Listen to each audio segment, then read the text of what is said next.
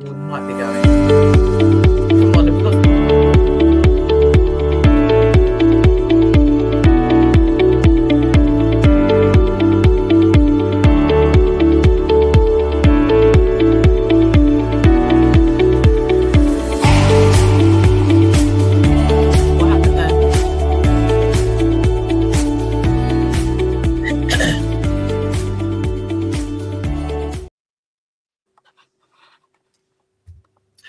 Hello. Welcome to the Simply Together show. Are we frozen? Oh no, I thought we were frozen already. Oh, flipping hell, we've only just started. Oh no! Go on out and come back in again. Go out. I can't hear you. Can you hear me? Yes, we can hear you. She can hear me, but I can't hear her. Yeah. Right, let's go. It's going to be one of those days. Right, so, hello everybody. There's only me and Nikkei here. I think Shelley's in the background. And already IT tech stuff has already had its implications. But we'll wait for her to come back in. I don't even know if she's gone, to be fair, because are things still there? I have no clue. So if we disappear, then you know that's because I don't know what I'm doing. Are you there? I'm here. I can hear you now. I couldn't hear you just now. Okay. We've got 2 guests today. So when the second guest comes on, you may need to go off again and come back again. Indeed. Because it tends to happen when... I thought it usually only happened when Shelley was here, but obviously, clearly not. Obviously not. So the weather, it's chillier. Chillier? Not chilly. It's not chillier. It's chilly. It is chilly. Long sleeves back on. It's grey and it just doesn't look nice. Now, I don't want to say bring back that heat because that was a little bit unbearable. But if it's one or the other, bring the heat back. So how are you doing, Nikkei? Do you know what? I'm very well, thank you. Busy, happy busy. I was in your favourite hall. Well, I do believe you've said it's your favourite hall before. This is a test, isn't it? I might have given myself a test and fell already. So I was out in London on Saturday with my cousin who lives in Camden. So we just walked around Camden in the afternoon. It was so much fun. I've forgotten how wonderful that place is. Isn't it? If you've never been to Camden, I don't know why you've never been to Camden, and you need to put it on your list of things to do because it is just lovely. Yeah, it's just crazy. Okay. Yeah, it's really good. And obviously, it was quite obvious it's a long time since I've been there because they'd pedestrianised some of the road. I'm like, oh, when did this happen? So it was all good. It was good fun. And then we had our church strawberry tea on Sunday. So that's always a good event. So we had scones and creams and strawberries and tea. Nice. We had an auction. It was really good. So yes, I'm very well, thank you. And then we have to go to work. Yes, as usual. The thing that messes up the whole weekend is going back to work on the Monday. Like Tamar, hello Tamar, he wants the heat back. Yeah, okay. See, well, we would like the heat back. Yeah. Did you watch the football on Saturday?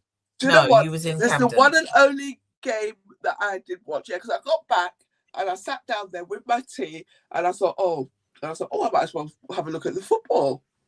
I put it on. I was watching and I just thought, oh my God, this is boring as hell. Literally at 15 minutes, I was going to switch it off and go to bed. But then I got lazy and then it got quite good. And then I just thought to myself, this is what they mean when they say that we've been lucky. But yeah, and I'm pretending everybody about you, Cecile. What you said the other week about what about me? How you need us to win because you what can't. What did I say the other day? I say lots of things. Most of things that win. You said you need us to win because you cannot deal with talking about 1966. And you know what? I think we are going to win. The numbers are on our side. The numbers are on our side. It's 60 years since 1966. Somebody has died. That would be wonderful. We're being managed by a German. It's 40 years since the hand of God. The numbers are on our side. The numbers are on our side. Balance of probability. Right, okay. It is our turn. Okay. It's our turn. Okay. Yes. I watched it on Saturday, and as usual, they can't do it in the 90 minutes, can they? They have to. Oh, God. They always have to take it to extra time, seriously. To be honest, anyway, in the 90 minutes, they were lucky. We did it. They were lucky. They were lucky because really and truly, as they do with all international competitions, it's not just in football. They do it in taekwondo as well, where they will use different rules for different situations. So they were lucky that goal was disallowed. So yeah, I think I was quite grateful for the 90 minutes. Or was that in the 90 minutes as well? I think I've gone all romantic on it now. I'm presuming this is me. So, but I know what you mean. Look, that's football, isn't it? It's going to be good. Anyway, okay. So, yes, it is. And I'll be watching it again tomorrow. So, well, and I would have my fingers crossed that... No, I will be watching. I think it starts just after I finish work, so that's all good. And guess where I'm going on Sunday? Camden? I'm going somewhere in London. Camden? No, I'm going for afternoon tea. At the Ritz? Yes. Yes. That is the original one, isn't it? I've been there. It's really good. It's really good. You're gonna love it. So it was on my list. It was on my list of things to do, and I'm going with my cousin. We're going for afternoon tea. Nice. So lovely. Looking forward to that. I'm looking forward to that. So we do have 2 guests today, as I already said. I'm going to bring our first guest on. Good afternoon. And there we go. Hello. How are you? Hi. You guys all right? Are you good? Yeah, I'm good. Yes. Yes, we are. We like it.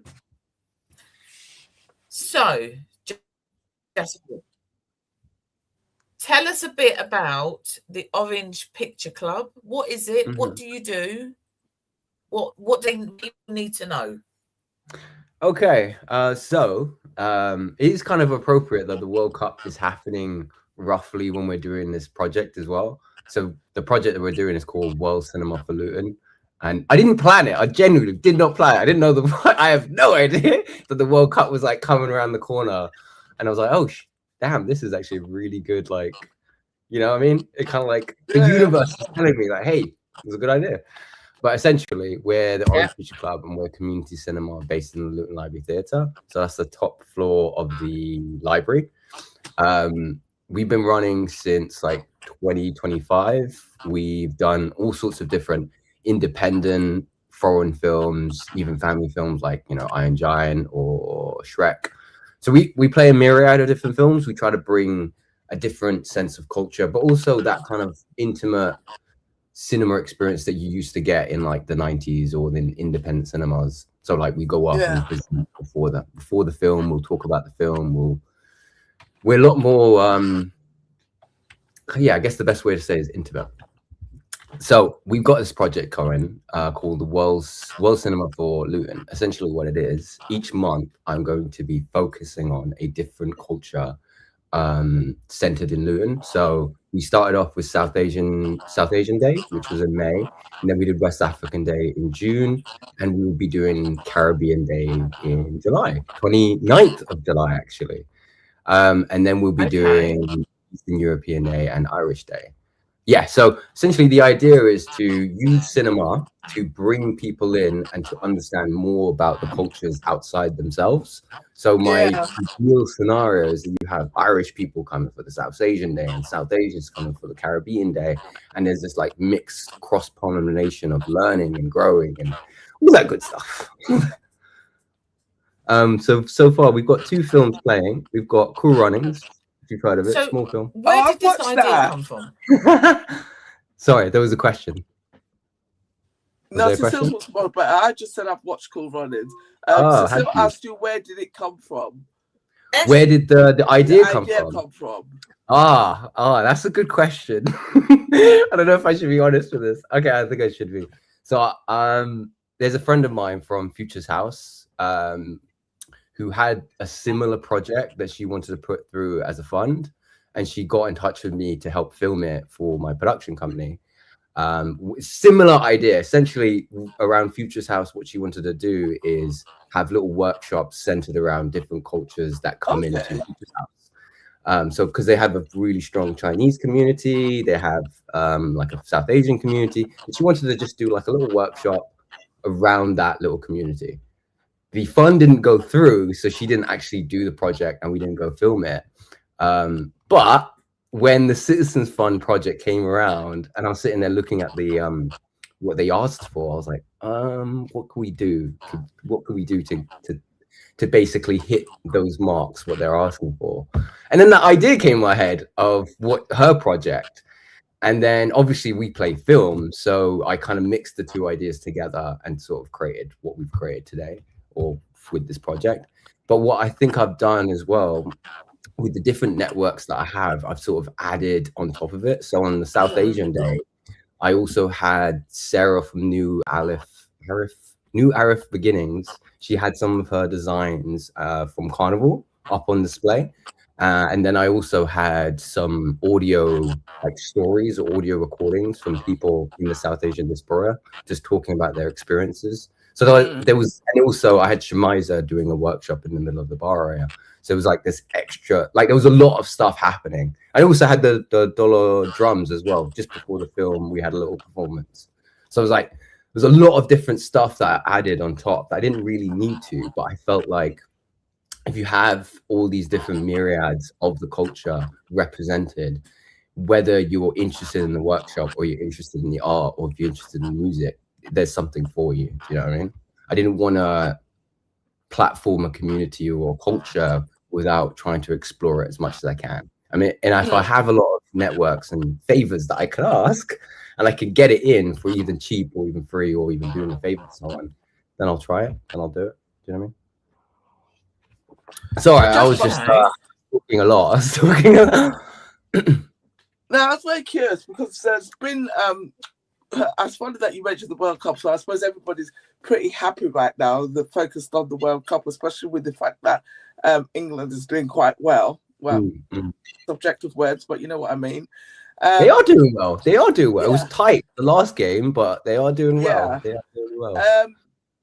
I was going to ask you if you've had any kind of pushback, because you know sometimes when you do these type of events that are homing in, obviously you're doing it well, so each month you're focusing on a different culture, but obviously on the day it is that particular culture that's being highlighted. Do you find that you get any kind of pushback? Actually, no. Surprisingly really not. And we even, to retroactively, when we were planning this, I said to the rest of the directors, like, hey, can we put some English films into our set? Just so if we get a comeback, if we get asked the question, oh, these are great that you're platforming these communities and these cultures, but what about English culture? Why aren't you playing any English films? So we are playing some war films. There's a war film, I think it's Bridge on the River Kwai, which is by David Lean. Oh my gosh, that's an old film. Yeah, exactly. And I actually wanted to play Lawrence of Arabia, but he pushed back and was like, play this film instead. I was like, okay, whatever. But this is why I chose that, because it's more English, more not British, but more English in that sense. What film was that? Sorry, it was Bridge on the River Kwai. Fiddler on the Roof. Bridge on the River Kwai. Bridge on the River Kwai. Oh yeah. Wow! Oh yeah, I watched that film. KWAI. Mm-hmm. Yeah, I watched that film. Yeah, that's good. Film. So we did try to combat that, because it is like when you ask the question of what is English cinema, it's a little bit more difficult, It's a little more of a mix of different things, and we don't have the same film industry like, say, America, where you could easily point to a myriad of different films that a lot of people have watched, and you could call that American. There's not many. I mean, yeah, you do have like kidulthood, adulthood, and we do have a very strong British industry. But the difference with America is that majority of the British films that you've seen and know about, like Attack the Block, or I can't think of any right now, but essentially most of them, if not like about to say 80% of them, are also distributed and help funded by American studios. Yeah, so it's not like a full-on British thing. Okay. And majority of these purely British productions don't get viewed as much. We don't have a very strong film industry like America. I think our TV shows are actually stronger, somewhat. Okay. I mean, in streaming, I don't know. Sorry, I can talk. Yeah. Okay. So where does the name come from then? The Orange Picture Club. Oh, I thought you would have picked up on that. Talking about football, so you guys would have grasped that. Essentially, it's just because Luton is orange. The colours of the football club. Okay. Oh yes, of course. Essentially, yeah. And I like the idea I of. see. Yeah, do you see what I mean? I think more companies should push into this orange aesthetic, this orange theming, because it's something that we can all kind of get behind. It doesn't have a meaning. It's just a color. You add your own meaning to it. We are the orange town in my mind. I try to push that as much as possible. Because unlike, say, oh, we're the town of like working class people, we're the town of artists, we're the town of this or football or this or that. That's not true for everyone. You know what I mean? It's not a universal saying like, oh, Luton is for working class people. Well, there isn't all working class people. That's just not true. Luton is a place of diversity. There's some places in Luton that aren't that diverse, which isn't a bad thing. It's how it is. It doesn't 100% encapsulate everything that is about Luton. But saying it's Orange Town, I think it does. It's vague enough and absurd enough to kind of everyone to kind of get around, you know? Yeah. That's why I've named it the Orange Picture Club. And then I've used the fact that it's an orange to kind of create a mascot and to use that to kind of create a much more inviting marketing. So it's not just a company, a faceless company. It's this little character and everything that goes along with it. And so children, I found, we've got these little cards. We've got these like trading cards that we brought up. Oh, there's this like if I've got to put it in front of my face. And I find when I've given that to kids as they leave, they get really interested with it's not just about the film anymore. There's extra elements to it. Yeah. So this is why I've sort of created and pushed more to it. If I can bring more kids in just by their love of the mascot, oh my God, I've done my job. But yeah, is that where you hope? Is that what your hope is then? Is to involve or have more children? Essentially, what I'd like to do in what you've got. Yes, and also adults and young adults as well. The reason why I'm looking at kids and trying to like create that foundation, even if we were to close down tomorrow, I know we've instilled this sense of theatre, community, and films within some of these kids already.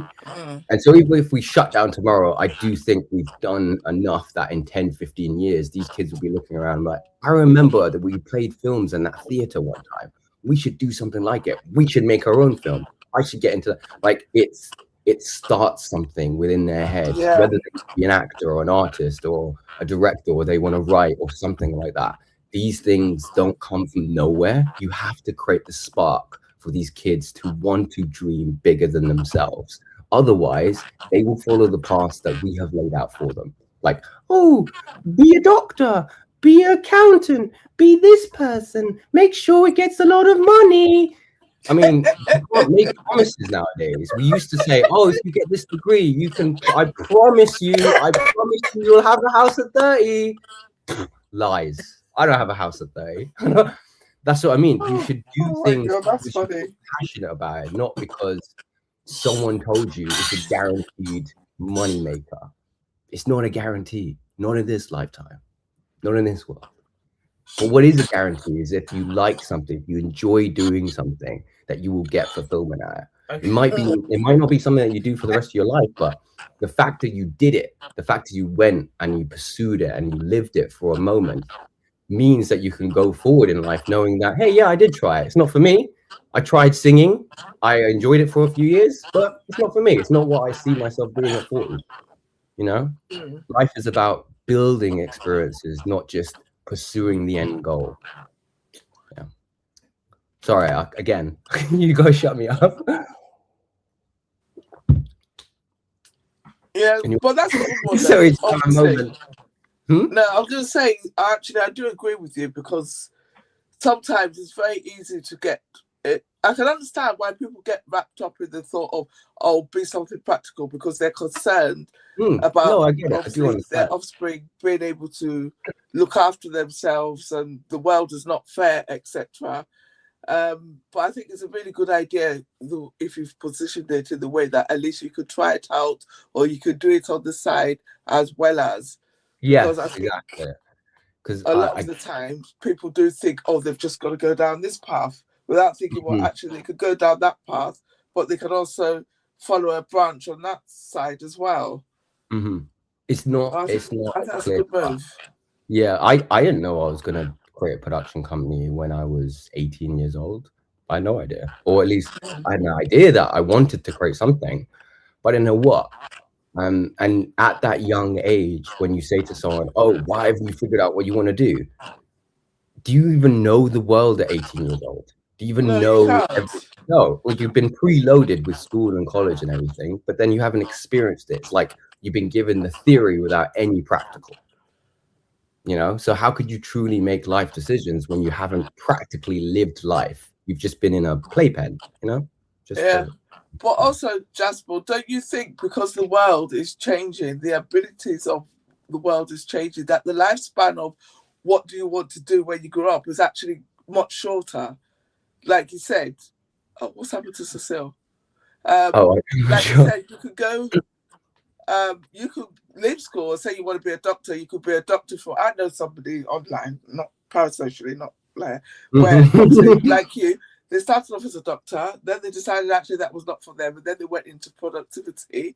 And I think life is going to be like that for a lot of people now, where they might leave school with one intention, they'll do that for a while, and then they will go on and do something else. But I think I like the idea of film. I think the way technology has gone has opened it up for a lot of people as well. So I think it's a good thing. Yeah, I do think it's a lot more fluid. That's what it is. It's a lot more fluid. That's the word. Fluid, we're a lot more exposed to different ways of living.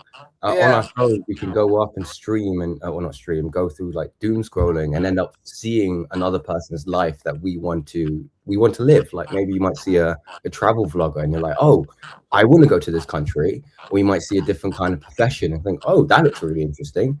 Unlike what it used to be, where you would be exposed to different ways of living just from the community around you. The community around you is now on your phone, connected to millions of people all the time, posting videos every second of every day. So it's like the amount of stuff that's floating around your head is triple or 3 times or 4 times more than it used to be. Does that make sense? Do you know what I'm saying? Absolutely, 100%. Yes, have we gone off the rails? No, it's nice. I do like it. I'm glad you kind of fill the void, because I'm sitting here thinking to myself, what's happened to Cecile? Because I don't have, she's back. Because I don't have controls. I wouldn't be able to move forward. You'd have to the train's just going. You don't know where it's going. That's sort of fun that way, isn't it? Technology is real, guys. I think I'm back. This is the thing. You are back. You are back. Like, I am back. You're back. I don't know how you're back. I know. This is what I'm saying. That it's real. It's just absolutely ridiculous. Every week this happens. Every week, right? So, yeah, for me it does. There's just something to do with my internet and StreamYard. It just doesn't. It just does not like it at all. So, okay, July the 29th. Yes, yes. We do have 30.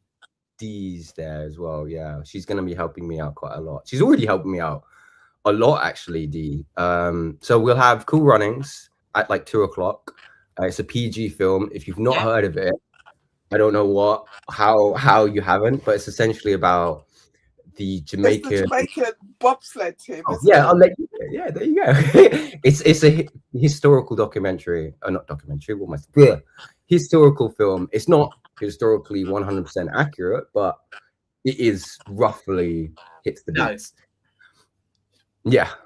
So the next film we're playing at 7:00 is Pressure. It's a 1970s film. It's usually touted as the first first Black British film, meaning it was the first one that was given this large release and actually picked up by critics and actually seen by a lot of people. It's about a young Black man who is second or third generation from the Windrush, and it's his conflict with the older generation. Who is in it? I think it's a bunch of unknown actors. I don't know from the top of my head. Google help me. Google help me. I was just gonna help there. What's his name? I do think it's Herbert Norville. That name rings a bell. Does it? Okay, that's good. Shelley Scott Wilkinson. Nothing. John F. Laundry. If I'm saying these wrong, I'm so sorry. Ram John Holder. I probably am. Okay. Essentially, Ram John Holder. Oh, you know him, Ram John Holder. Isn't that his guy from Desmond's? Oh God. Oh yes, it is. Yes, it is. Yeah. You've also got Norman Beaton, who is Desmond. Yes. And you've also got Oscar James. He was in many, many different things. There's quite a few people in there that you would recognize if you are of an age. Of a certain age. Yes. I recognize her. Yeah, Archie Paul. So just a piece of rubbish information, but quite hilarious. My brother and his 3 mates actually did a fancy dress as the guys from Cool Runnings. Really? With a bobsleigh and everything. That's hilarious. That's so good. Yes. I wonder how do you do it to make sure that people picture. don't get you confused with some random person? Like, I'm guessing they had the helmets and the whole like suit and everything. It'd be great to see. He did the helmets because he's quite creative. So he made the helmet, he made bobsleigh, and they all had a bobsleigh. He sorted out their they had a bobsleigh. Wow. So they literally stood in the bobsleigh, the 4 of them together. And it was quite hilarious. That is so cool. So good. That is so good. That is so good. Oh, yeah, also, that is During the day at like 5:30, if you've heard of Beyond Luton Carnival 50, have you? Yeah. So the organization that started up to basically celebrate and commemorate, honor the 50th year of Carnival. Because it's been 50 years of Carnival. If you went to the one in May, that was really good. And so essentially what they did, they've done a few events throughout the year where they've got photos, videos, archive, and they're kind of like displaying them throughout. So it's like a historical walkthrough of Carnival. And so what she's going to be doing on the day is like a little workshop where you can bring your own photos, bring any magazines or anything you have that you don't mind like letting go of. We will also look into photocopying stuff, and we'll create a large photo collage of Luton Carnival, the 50th years. So it'll be like a little memory lane where we can share and bring it all together, create something that's a shared piece of art, so to speak. That'll be on at 5:30, and it'll kind of run probably up to 7ish, like with the film, with the start of the film Pressure. So if you are working and you just finished work and you want to come and watch the film, come a little bit earlier, catch a little bit of the workshop and watch the film. Cool. Okay. Oh, also, so, we'll also be having, yeah, go on. We'll also be having, okay. We'll also be having Mango Boy Mixology. He's a mixologist. He creates cocktails and mocktails. He is from Trinidad. I've worked with him on previous Orange Picture Club projects. And so he's going to come and he's going to do some like Caribbean inspired drinks. He was telling me on the phone today, actually, he's going to do one drink called, it was called the Queen's. I'm going to get this wrong, so I'm going to look it up before I do. It's called the Queen. Oh, the Queen's Park Sizzler. That's what it's called. And he was saying to me, it was like a cocktail made for the Queen when she came down to Trinidad, like many years ago. And it was done in like the first hotel in Trinidad, which is quite interesting. I'm going to have him say it, not me, because I'm probably butchering the history. But he's going to do some amazing drinks. They'll have alcohol and also non-alcoholic ones as well. Come down and yeah, support some local businesses as well. I think that's it. Hopefully I've missed it. But yeah, that's what I mean when I say I'm trying the different things here, where I'm not going to be doing the exact same thing each time, because I know Mango Boy, I do know Simply D's, and I do know Beyond Carnival. I kind of brought people that I already knew into this. And so moving forward into like next year and the years after, I do want to make World Cinema Falloon a regular staple of the Orange Picture Club, but just make it big. Nice.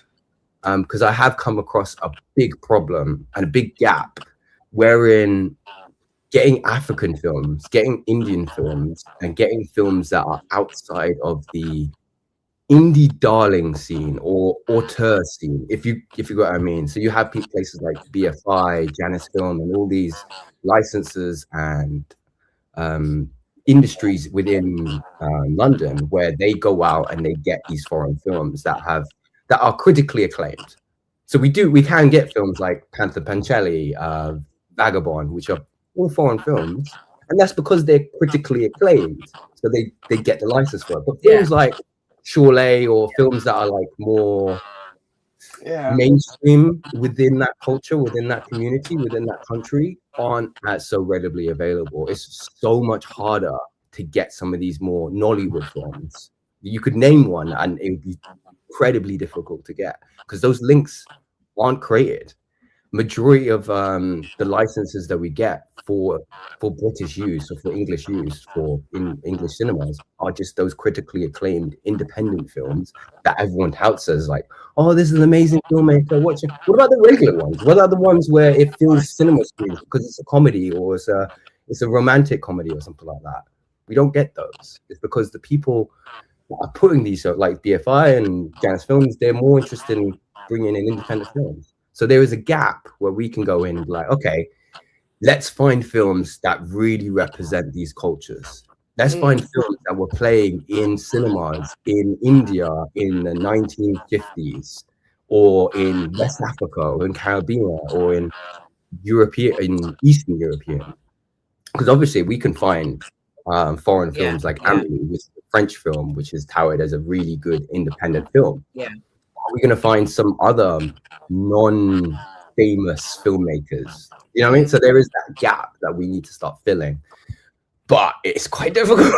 Some of these licenses. Yeah. I found one, I think it was called Bam Bam the Sister Nancy story. It's a documentary. And to get that license, you heard of it? You've heard of it? No, I haven't. I've heard of Sister Nancy. Yeah. To get that film was 1,000. Right. Okay. Just the license, just the ability to play it, nothing else on top. And so a lot of the time, these guys can pretty much ask for whatever they see fit. So this is where it's a little bit more difficult, where we have to build these relationships with the filmmakers, with the original distributors, and even build links to get some of these films that aren't subtitled, that aren't dubbed. And we have to build those networks to get these things done. that's a lot more difficult because there's definitely hundreds, if not millions, of films from different countries that aren't subtitled, that aren't available for the English people to watch. Yeah. So how can we really blame people to say, oh, you should be watching more foreign films, when really and truly there's only like maybe 25% that are actually subtitled and available for you to actually watch. The majority of the others aren't. Okay. And aren't available on, you would have to download it illegally and get someone else to get like fan subtitled and stuff. It's a lot more difficult than you think, especially for these underground independent ones in other countries. Sorry, I'm just talking a lot. No, that's fine.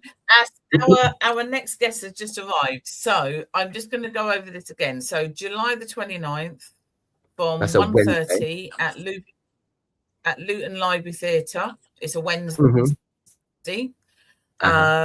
You've got the kids are broken they up. They need to go online to get the tickets. So if you go to the Orange Picture Club, you'll be able to see. Do you have to go online to get the tickets? Yes. You can come in and book on the day. You can just come in and we can get you some tickets on the day, but it is much better for us because then we have a general idea how many people are coming. Okay. It does really help us a lot. So Cool Runnings at 2:00. Pressure at 7:00. Pressure is a 15 film. Cool Runnings is PG. 5:30 we've got Beyond Luton Carnival and her workshop at 5:30 all the way up to 7. So I think that's it. Also, we've got Mango Mission creating drinks throughout the day. So in the earlier part and in the later part of the day. Cool. That is a lot, isn't it? That is absolutely brilliant. Great Thank stuff. you. Thank you for coming on. Thank you so much. No, you're welcome. You're welcome. And hopefully see you on the 29th then. Oh, yes. You guys better come as well. I'm going to take you off. I'm going to bring our next guest on. So you take care. All right. Thank you very much, Jasper. Thank you. She says that she's got. I've got to see if I can do it. Oh, I'm still here. Hello. Right, so you may need to come in again. Hold on. Okay. Hello. Hey. Oh, magic. It works. Cecile. Nikki. Hi. Okay. Hi. How you doing? Yes. Thank you for having me. We're good. How are you? I'm well, thank you. I'm well. Sorry, you are welcome. Yeah, thank you. Thank you for having me. No, that's fine. That is fine. Do you want to tell us a little bit about you before you tell us about what you're doing? Yeah, sure. Yeah, my name's Glenn Jenkins. I'm part of the Marsh Farm outreach team. Live and grow up on Marsh Farm, all of that. And Marsh Farm Outreach have been working with Marsh Farm Futures, which is a local development trust, to pilot what we call community assemblies. Okay, so Marsh Farm Outreach generally do what we call bottom-up community development, where it's developing the community by the residents and with the residents rather than for the residents, done to us all the time. So it's about changing the direction of where power lies in the community to make decisions around things. So we long time in Marsh Farm Outreach. We actually took over Marsh House, Marsh House, the community centre, which was derelict, had been left to run down derelict. And we kind of mobilised volunteers from local to save and restore that building. So it's now a community hub where we have nice events and weddings and parties and meetings and cinemas and all sorts of things goes on there. So that's what we generally do at Marsh Farm Outreach, is we build community from the bottom up, from the grassroots, if you like. Okay. So what is it that you're going to be doing? What is, because I think I know that you're talking about the market. Yeah, well, what it is, let me give you an overview, Cecile. Basically, what we've been doing, on April 25th, we had our first ever Marsh Farm People's Assembly, which is all about what I'm just talking about. It's about building resident power to have a voice and to make positive change in the community. So that involved, in terms of building up to that, that involved going door to door to a good few hundred people on the estate and asking people what their issues were, what concerns us. So the assembly could genuinely reflect what the people of the estate feel, not what Glenn feels or what the trust feels or Marsh Farm Futures feel, but what the people feel. So we did 200 conversations with people. And what we largely said there was that conversation themed around, what do you love about living here? What do you not like so much about living here? What annoys you? What do you think could be done to make it better? And then we databased all of those answers into a plinth tool. And that gave us what people's concerns, fears, hopes, aspirations were to base the assembly on. And we also asked people in the conversation, how powerful do you feel? Do you feel that residents have a voice? And most people say, no, we don't have a voice. And then we'd say, do you think we should have a voice? And again, most people say, absolutely, we should have a voice. And then we move on to, well, here's a popular assembly. Every 3 months, the more of us there are, the louder our voice is. And we can set our own priorities there, insist that our councillors and elected representatives hear that and move those agendas forward, the people's agendas. And the top 3 priorities, there was 150 people attended and 120 sat down for 2 hours, round tables, deliberated on what our issues were, and then we all voted on what the top 3 priorities for the estate were. One of them was, and is an ever-present, we need more for our young people. We need space, we need resources, we need positive time and space that they can be in. Another top priority was bring back our market. Most people who know Marsh Farm will remember until 5-6 years ago, we had a market which was really popular. It served as a heartbeat of the community. And then promises were made that when the central area was redeveloped, that would be brought back. Well, that never happened. And people are rightly peeved by that. So top of the list, one of the top 3 was bring back the market. And the other one was youth space. Well, the result of that assembly, I call it the power of we, the power of so many people coming together and expressing our priorities. Both of those priorities have been picked up big time now by the council, who have made great moves towards reissuing our licence. Marsh Farm used to have a licence to have a market. You need that. Okay. And we're looking now, we need a minimum 25 stalls to get it going again. And people are contacting us now.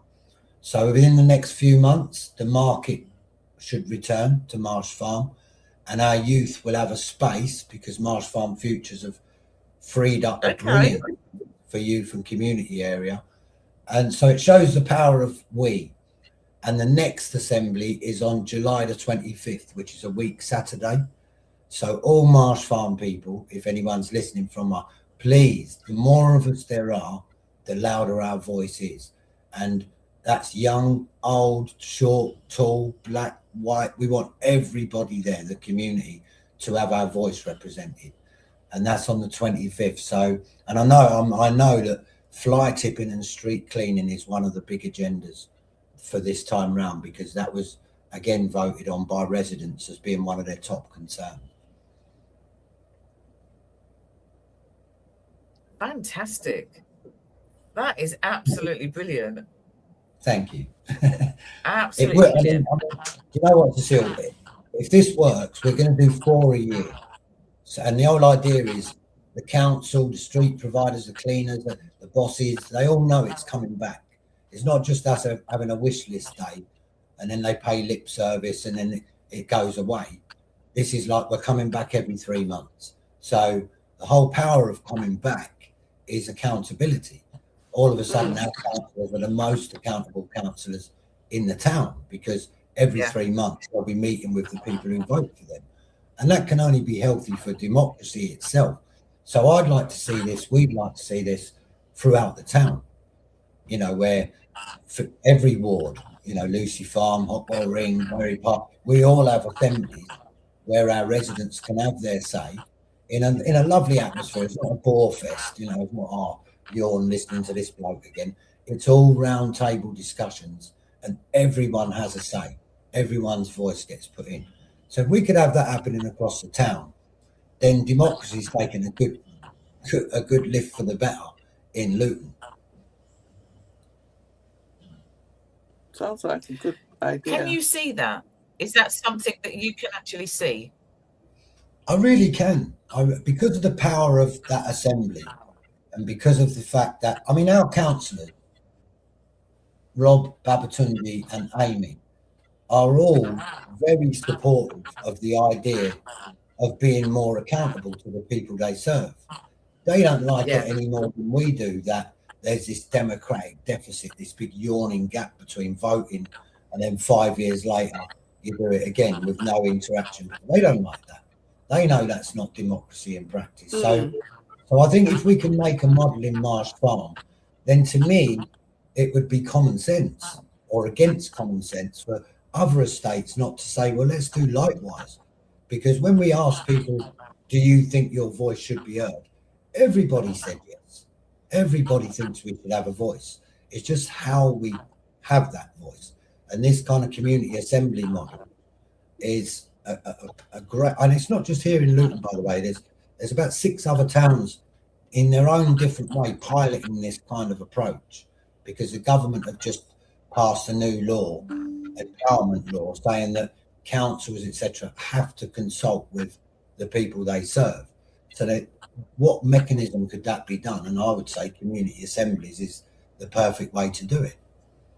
So I can see Cecilia running out.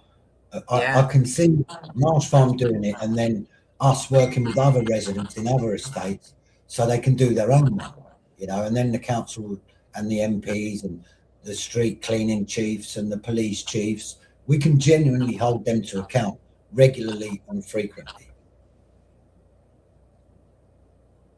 Wow. Okay. I'm liking this. I'm liking this. It sounds really good. It's the power of the people, I think right now is really important, because it seems like that is the one thing that they have, is their voice and their ability to speak. So for you to unify it together, I think is really useful. But again, I'm going to ask a similar question to what Cecil asked Jasper about how did it, maybe I missed, maybe you said it, but I was so in awe of what you were saying, I might have missed it. How it came about, how you got the idea for the assembly in the first place, and also how you actually got them heard. Yeah. Because getting together is one thing, but getting them heard and getting that difference made is something else. Where it comes from is I've been involved in Marsh Farm redevelopment for a long time, and we've had New Deal for communities, we've had these different single regen budgets, or we've had all these different ways that try and put agency or power, what you're going to call it, in the hands of the people. But they're all kind of lip service models. There wasn't any building of local muscle, what I call community muscle, you know. So no one's ever going to give us our voice. Yeah, we have to express it and organize ourselves. That's true of struggle and throughout history. Nothing's ever been given. You have to organize and make sure it happens. Yeah. And the way that, I mean, the way we built this is when we're talking to people on the door and they say they want a voice. An example I often use is, look, here's an example of the power of we, not me, I, but we. If you go to the chip shop and you say, mate, I think your fish is rubbish, he'll probably say, well, go to another fish shop. But if 500 of you say we think your fish is rubbish, he's going to change the fish pretty quickly, because he knows he could lose that customer base. It's the same with politicians. You know, if you on your own are making complaints, but if all of a sudden there's 1,000 of you, then the politician knows that's more votes than they get. You know, so the power of we, the power of being an organised community, is what makes a difference here. And the way we, to your question about how did we how does that affect change? As I said, our MP was there in the hall, sitting down at the table with residents, deliberating, hearing about the issues. Our 3 councillors were there, and I've got a picture of all 4 of them pointing to the sign, the Marsh Farm Assembly, basically saying we support this. And when they went away, Councillor Rob Roach, one of our councillors on the estate, within 24 hours, he'd been speaking to the chief exec at the council and saying, look, every table wanted that market back. And so within 24 hours, we had the CEO, Mark Fowler at Luton Borough, saying full support for that, right? So it's the kind of democratic engagement and involving them. We're not here to do war with them. We're here to make this structure work properly. And as I say, you know, they're keen on that. We're keen on that. And it's, to me, it's a common sense revolution, you know. Is we all want to get in the same places, but we're all in these silos battling for our own piece of this or that. And we just need to come together as a community. One love, you know, it's an act, not a song, you know. So to me, that's just common sense revolution, the power of we, but we need to get organised. And that's the key to it. So we went door to door, spoke to a couple of 100 people, spoke to people on the street, in the shopping centre, asked them, please come and express your voice, because the more of us there are, the louder that voice will be. And we'd set out 9 tables, which I thought was going to be too many. We had to pull back shutters and bring in 4 other tables to accommodate the amount of people that came. So it showed that people do want to have a say. They just don't want to go to boring lip service meetings where they have their say and nothing happens. We're all well used to that. So we make a distinction on the doorstep. So this ain't more of the same, I promise you. We wouldn't be knocking your door if it was more of the same. This is about us together, the power of we, making ourselves heard, telling them what our priorities are, and insisting that there's action on those. Because after all, we either pay your wages or vote you into office. So that's the point. Yeah, sounds good. It sounds good. Did they say why the market didn't come back? Yeah, what it was. Did they say why they didn't put it back there? I knew before the meeting why it didn't come back. And this is one of the reasons why you need assemblies. So bottom line is, the council used to have the license themselves. They needed to transfer that license to do it, because you need a license for markets, especially there's a bylaw in Luton that says nowhere but the central area market, because they want to protect that from 100 years ago. It's an old bylaw. But Marsh Farm has always had a market from farmer market days, and in the 70s became a market. So we had the license. That was supposed to be transferred when the central area of Marsh Farm was regenerated. If you look at Future's House, it was a community design approach which did that. And there's deliberately a massive front, great big front outside. That was to house the market, along with the new Pearly, a few stalls over there and stalls. And we were promised in the community design thing that the market would come back once the building was done. But it got stuck on transferring the license from LBC to Marsh Farm Futures. I could give you loads of reasons why that didn't happen, but I'm not going to sit here and make a moan fest about it. But MFF didn't accept transfer of the license. Well, they now have. They've now, the assembly, the power of the assembly has gone like, come on, let's do this. And LBC jumped straight into action and have put in process the return of our license. We think that's going to take about 3 months for it to come back, because you have to go through a procurement process. And so it was basically bureaucratically stuck between LBC and Marsh Farm Futures. And what the assembly did is, in a big way, shouted, come on, we want our market back. And so there again, it's a power of coming together, expressing our view and making it heard. Did the Marsh Farm Futures people see it as a negative thing? Or is it that they just didn't want the bureaucracy of running the permits scheme? That's a good question, Nick. How do I say Nick? Nicky is fine. Nikki, that's a great question. That's a great question. To be honest with you, the answer, being really honest with you, is that when Marsh Farm Futures was originally coming to being, it was kind of, what would I call it, hijacked, if you like, by the local councillor, the previous local councillor, a very powerful person, and didn't really get on with the idea of community-led. They would rather council-led. And that councillor assumed kind of with, you know, majority partners, residents in a minority on the board, that sort of model. Okay. And that sort of model, you're right in saying that I think a lot of it was like too much work. Yeah, we don't want the work.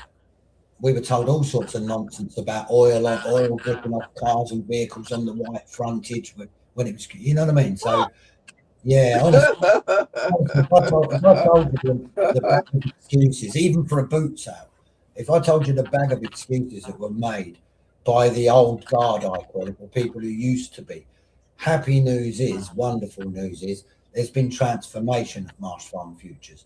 We've now got councillors on the board who genuinely love the concept of community-led.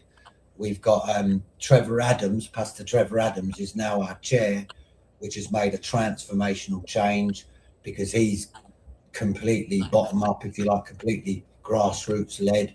So we've had a transformation there, and the mud that it was previously stuck in, we've been hosing it off and getting ourselves ready. So it's good news all round for Marsh Farm Futures. It's good news for the town because Marsh Farm's going to set, I think, model examples of the way things can be done better for the local people. And then I hope and believe that people would be in some way inspired by that to do it in their own community. And then we can have these kind of things happening wherever we live in. Yeah, sounds amazing. Are you going to come to the market, Nikki? That is brilliant. 100%. I love markets. It is. I do love markets. He will be there. If anyone listening to your show, please, is I mean, please, everyone come to the market because bums on seats is crucial for anything you're doing. You want it to be viable with a good turnout. But at the moment as well, stall holders. If anyone out there wants to be a market trader, either is a market trader or wants to be, please get in touch with us at Marsh Farm Futures or Marsh Farm Outreach because we're making a list at the moment and I've got about 12 at the moment have come through. We need 25 to say, right, there's a start. 25. And then we can build up. Yeah. Okay. So, so when's the next meeting, did you say? The next assembly is on, not this Saturday coming, but Saturday after, the 25th of July. And it starts at 11 o'clock. It's only 2 hours. Am I frozen? Yeah. You all right? Oh, I think Cecil's frozen. Say that again. I didn't hear that. Yeah, July the 25th, which is a week Saturday. I'm back. Yeah, that's a week Saturday is the next assembly. It starts at 11 o'clock at Futures House. And it's only 2 hours. Like I say, we sit down, we deliberate on issues. It's a conversation with your friends and neighbours, basically. And then everyone feeds these ideas, and then we create an action at the end of it. That was an important thing as well, Cecilia. In between the assemblies, action groups form. So not talk shops, action shop. So the risk assessment for the market, the site plan, it's all been done. It's all been being done by residents involved in action groups after, which is really encouraging, you know, because it's one thing coming out of a meeting and having a good chat, but coming out of a meeting and having things to do. And then we rejoin 2 weeks later and the risk assessment's been done, the site plan's been done.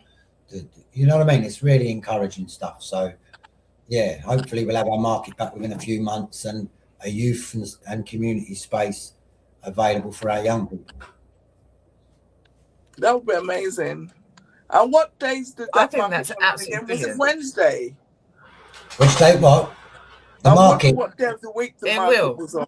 Saturdays. Saturdays. Oh, Yeah, I'll definitely come. If yeah, it's Friday or Saturday, I'm there. I'll see you by the veg stall. Exactly. Right, we need to wrap up now because it's time is getting Thanks on. so But much. if you're free next Tuesday, Glenn, come back again. If you want to come back again for a bit longer and just to put it back out there again, then surely. Yeah. I'd love it, because the more interest we Yeah. can get, the more So- attendance, the better.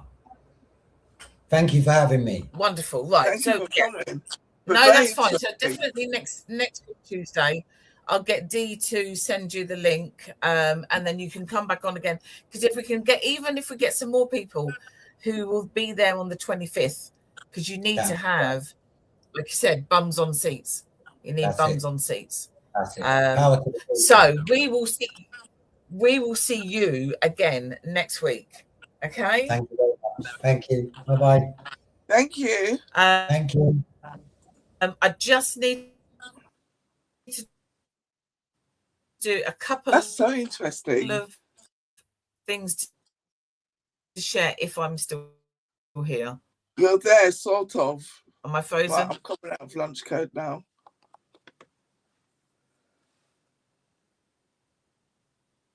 Well, I think you're frozen. Yep, she's frozen. Quickly. Quit up. Am I frozen? Look. Yeah, you are. You're coming in and out. You're back now, so you better say what you want to say quickly. Okay, so quickly. So we've got our screening of Milestone, Streets Paved with Gold. It's on the 20th of September at 3:00 at the Library Theatre. And it's going to be absolutely brilliant. And there's a Q&A. There's going to be screening for film with exhibitors. That is the 20th of September. And we've also got the Black Bookcase, in October, which is in partnership with Readaware. 17th of October, Luton Sixth Form College. Are you a Black-owned business, publisher, author, bookshop, illustrator, etc.? Get in touch, and then you can get your space. Am I still here? You're still here. You're still here. Right, we will be back next week. We're going to have Glenn back again next week, so we can talk about that all over again. I think that's a really, really good thing. Yeah, I think it's an amazing thing. Yeah, then the market needs to come back. Those are the things that make communities thrive and stuff. Yeah.